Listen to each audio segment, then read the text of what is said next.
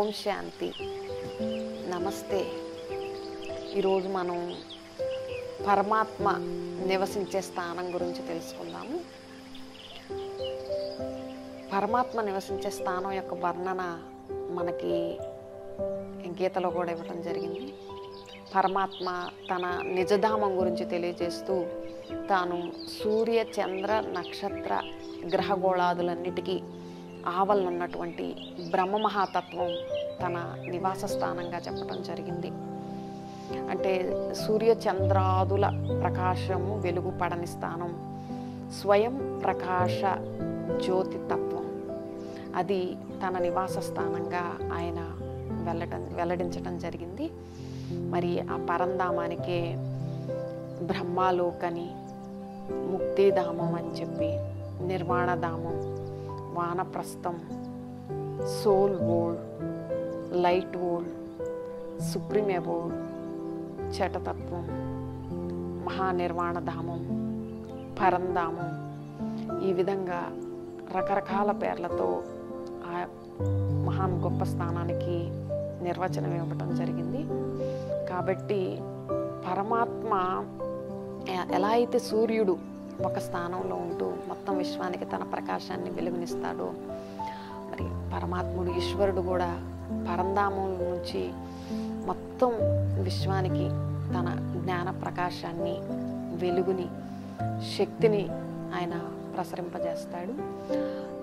రాష్ట్రపతి ఉన్నారనుకోండి, ఆయన రాష్ట్రపతి భవన్లో ఉంటూ మొత్తం దేశాన్ని ఎలా పరిపాలిస్తాడు, పరమాత్మ కూడా ఒక స్థానంలో ఉంటూనే మొత్తం విశ్వాన్ని ఆయన పరిపాలన చేస్తూ ఉంటారు. అందరిలో ఆత్మ సర్వవ్యాపకం, అందరిలో మాయ సర్వవ్యాపకం, అంతేగాని అందరిలో పరమాత్మ సర్వవ్యాపకం కాదు. అయితే అది యద్భావం తద్భవతి అని, అది మనిషి యొక్క మన భావన. అంటే అనాదిగా అంటే ప్రజలు ఎవరైతే ఉన్నారో వారు ప్రతి ఒక్కరిలో మనం పరమాత్మని దర్శించాలి అంటే నిజంగా అక్కడ పరమాత్ముడు ఉన్నాడని కాదు.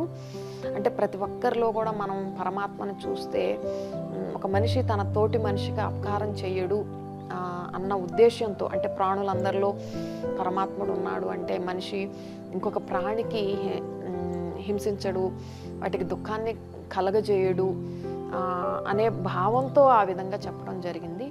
అంతేగాని అందరిలో నిజంగా అక్కడ పరమాత్మ ఉన్నారని కాదు. నిజంగా పరమాత్మ అందరిలో గనక ఉన్నట్లయితే మరి పరమాత్మ గుణాల్లో సాగరుడు, రూపంలో బిందువైన గుణాల్లో సింధువు, సుఖము, శాంతి, పవిత్రతలో సాగరుడు. మరి ఈరోజు పరమాత్మ మనందరిలో గనక ఉన్నాడు అని ఒక నిమిషం భావించిన పక్షంలో మరి ఆయనలో ఉన్నటువంటి ఆ గుణాల సుగంధం మనందరిలోకి కూడా రావాలి కదా. ఈరోజు మనం ఆయన శాంతి సాగరుడు, మరి మనం శాంతి సాగర్లుగా ఉన్నామా, శాంతి సాగర్లుగా ఉన్నామా? ఆయన జ్ఞాన సాగరుడు, మనం స్వయాన్ని జ్ఞాన సాగర్లుగా చెప్పుకోగలమా? ఆయన సర్వజ్ఞుడు, మనం యథాజ్ఞానం కలిగిన వాళ్ళం.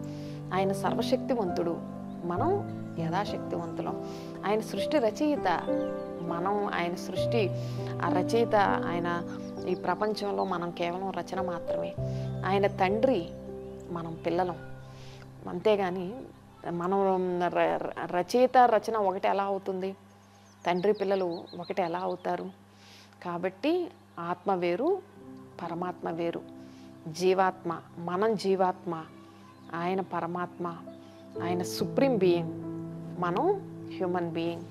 ఇద్దరికీ చాలా తేడా ఉంది. ఆత్మ పరమాత్మలో ఐక్యం అవుతుంది అంటారు.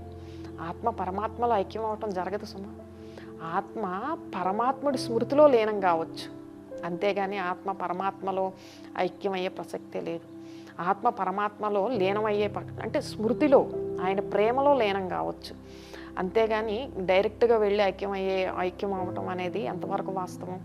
నిజంగా ఐక్యమయ్యే పక్షంలో ఆత్మకి అస్తిత్వమే ఉండదు కదా.